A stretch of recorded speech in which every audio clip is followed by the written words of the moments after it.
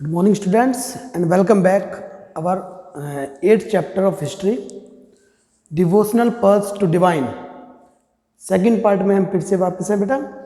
तो जैसे मैंने 6 पॉइंट तक आपको बताया था कि नाथपंथी और सिद्ध और योगी उन्होंने एक नया पंथ चलाया था और जो सन्यास को बढ़ावा देते थे कि सांसारिक जो भ्रम है, मोह माया, उसे त्याग करके सन्यास ले लेना चाहिए और अपने बॉडी और माइंड को ट्रेन करना चाहिए। ठीक वैसे ही इस्लाम और सूफीज़्म यानी सूफी संत जो थे वो भी कुछ जो है नाथपंथी, सिद्ध और योगी जैसे ही कुछ कॉमन थिंग उनके अंदर भी थी, ऐसी जो कॉमन बातें थी कुछ।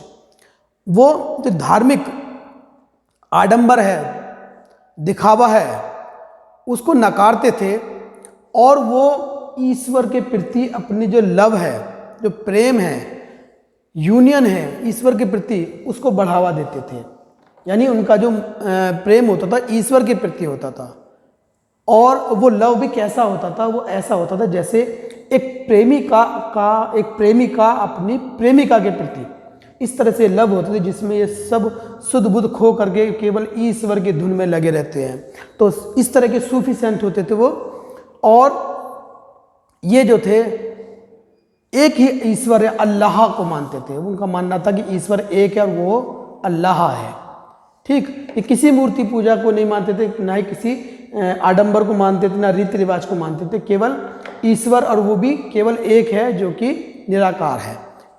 दूसरा, इनमें जो सूफी संत हुए वो सेंट्रल एशिया से थे, जिनमें गज़ाली, रूमी और सादी ये सूफी संत थे। और ये भी नाथपंथी और योगी और सिद्ध लोगों की तरह ये भी मानते थे कि अपने मन को, हृदय को, हार्ट को ट्रेंड किया जाना चाहिए। और ये अपने हार्ट को ट्रेंड करने के लिए क्या क्या करते थे? ये करते थे जिक्र यानी कि नाम जपना, नाम बड़बड़ाना, फार्मूला बोलना, ठीक है, या समा, सिंगिंग, गाने गाते थे, गीत गाते थे, या रक्स, डांसिंग, या डांस भी क्या करते थे। और साथ ही ये लोग भी जो है ब्रेथ कंट्रोल यानी सांस पर नियंत्रण जो है इस चीज़ को बढ़ावा देते थे, जिससे कि ये ईश्वर को प्राप्त कर सकते हैं, मोक्ष को प्राप्त कर सकते हैं। इनमें सिलसिला होता था, जो सूफी जो टीचर्स होते थे उनकी पीढ़ी दर पीढ़ी जो चला आता है उसे सिलसिला कहा जाता था। और ज़्यादातर जो इनमें जो चिश्ती जो संत थे, सूफी संत में चिश्ती जो काफ़ी प्रमुख माने जाते थे। और इन सूफी संत ने जो कि सेंट्रल एशिया से आए थे, इन्होंने इंडिया में, भारत में, हिंदुस्तान में अपने जो है सूफी सेंटर स्थापित किए थे 11वीं शताब्दी में, जब दिल्ली में सुल्तानों का शासन था। दिल्ली सल्तनत जब अपने अधिकार में आई या पावर में आई, तब ये जो सेंट्रल एशिया के जो जितने भी सूफी संत थे इन्होंने अपने यहाँ पर बहुत से सेंटर बनाए थे, जिनमें ख्वाजा मोइनुद्दीन चिश्ती सिलसिला जो था सबसे ज़्यादा महत्वपूर्ण था, जो कि अजमेर के थे। और कुतुबुद्दीन बख्तियार काकी जो कि दिल्ली के थे, बाबा फरीद खान जो पंजाब के थे, और निज़ामुद्दीन औलिया, ये कुछ सूफी संत थे जिन्होंने अपने यहाँ पर सेंटर स्थापित किए थे। इसके अलावा ये लोग जो थे खानकाहा में भी लोगों से मिलते थे। खानकाहा क्या होता था? जिसमें ट्रैवलर्स जो आते थे बाहर से, वो वहाँ पर ठहरते थे, ये अपनी मीटिंग्स वहाँ किया करते थे, नृत्य डांस किया करते थे, इनसे लोग मिला करते थे, अपनी समस्याएं जो सांसारिक प्रॉब्लम्स है वो आकर के शेयर किया करते थे और ये उनका निवारण भी करते थे। साथ ही उसमें तमाम लोग जो है डांसिंग या जो गीत होते थे ईश्वर से जुड़े हुए, उनको देखने भी आते थे। लोगों का मानना था कि इन सूफी संत में जो है कुछ मिरेकल्स है, शक्तियां हैं जो लोगों की बीमारियों को दूर कर देते हैं। तो जो ये सूफी संत जब मर जाते थे, उनकी मृत्यु हो जाती थी, तो उनकी दरगाह बनाई जाती थी, जिन्हें बड़ा पावरफुल माना जाता था। और इन दरगाहों पर सभी धर्मों के लोग, जाति के लोग आया करते थे, आज भी आते हैं। आप लोग ने अजमेर में जो पुष्कर में जो जगह है, दरगाह है मोइनुद्दीन चिश्ती जो अजमेर की है। और ज़्यादातर आपने देखा होगा कि बहुत सारे जो एक्टर एक्ट्रेस जो है दरगाह पर जाते हैं। मुंबई में भी हाजी अली की दरगाह है, वहाँ पर भी सभी लोग जो है सभी धर्मों के लोग जाते हैं, सभी जाति के लोग जाते हैं। तो ऐसा लोगों को मानना था कि वो चाहे किसी भी धर्म जाति के हों, वो इन दरगाहों पर आते थे और अपनी मुरादें जो है वो पूरी करने के लिए इनके यहाँ पर चादर या पूजा करने के लिए आते थे, चादर चढ़ाते थे और पूजा करने के लिए आते थे। दूसरा आता है new religious development in North India. उत्तर भारत में एक नए धर्म का, एक नए पंथ का उद्गम हुआ। जब नए नए नगर और राज्य और साम्राज्य बन रहे थे, तो जैसे पिछले बताया था कुछ पिछले चैप्टर्स में, उनमें तो किसान थे, व्यापारी थे, वर्कर्स थे, तमाम जितने भी कारीगर लोग थे जो अलग अलग पैसे से जुड़े हुए थे, वो इन नगरों के बनने से, इन राज्यों के बनने से एक दूसरे की नज़दीकी में आए। और ये जब न्यू आइडियाज़ इनके अंदर डेवलप हुआ, तो ये लोग जो थे इन तमाम सेंट्स को, इन तमाम संतों को सुनने के लिए आते थे, इनकी वाणी को सुनने के लिए आते थे। ठीक है, और इनमें ज़्यादातर जो थे, एक दो नाम और आए, कबीर दास और बाबा गुरु नानक, जिन्होंने तमाम धार्मिक कट्टरवाद को बिल्कुल नकार दिया सिरे से।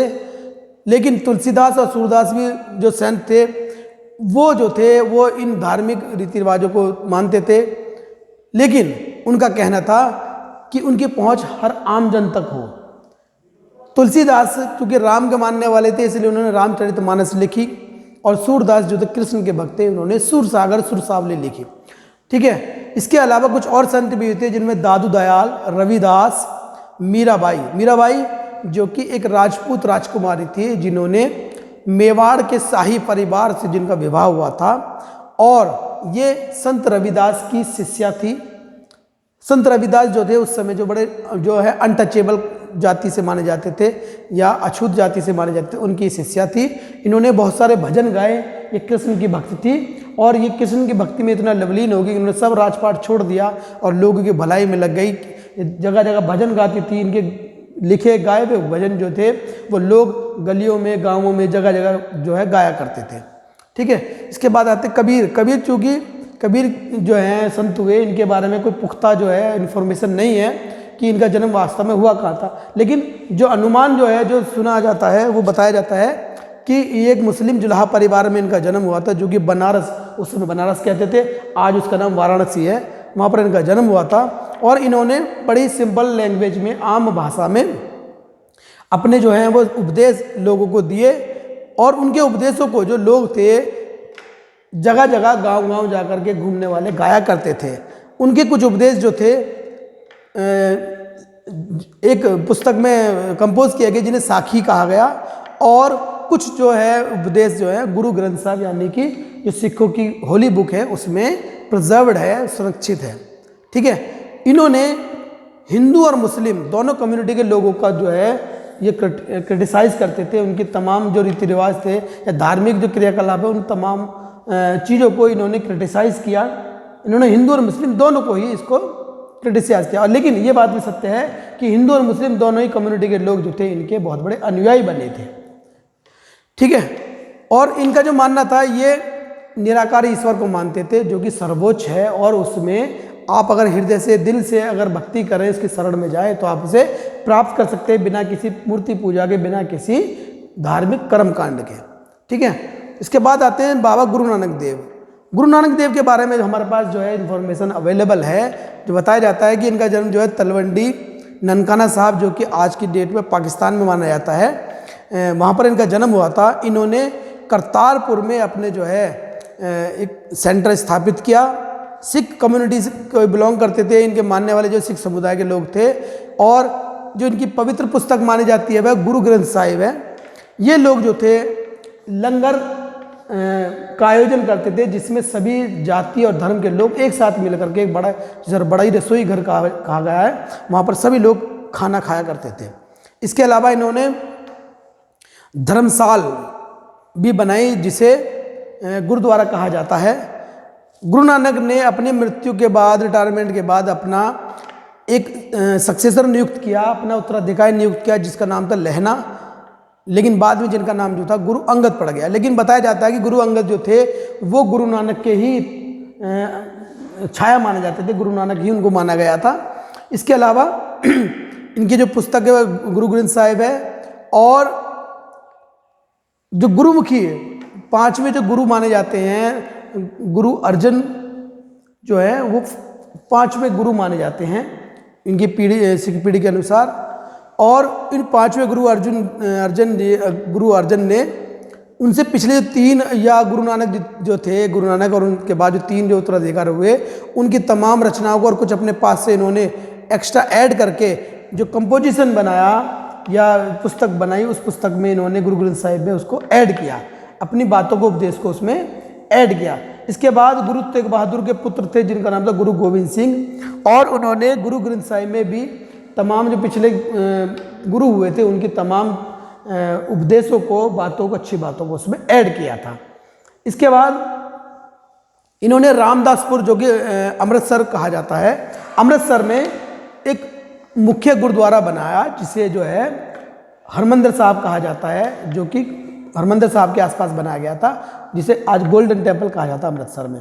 और जो मुगल एम्परर थे जहांगीर, वो सिखों को अपने लिए खतरा मानते थे, उभरती हुई शक्ति मान रहे थे, इसलिए जहांगीर ने इन सिखों के जो गुरु थे, गुरु अर्जन को 1606 में उन्हें मृत्युदंड की सज़ा सुनाई थी, जिसके बाद सिख मूवमेंट जो है बहुत बहुत उभरा था, और उन्होंने अपने गुरु की रक्षा के लिए एक संस्था का निर्माण किया जिसे खालसा कहा गया, खालसा पंथ 1699 में।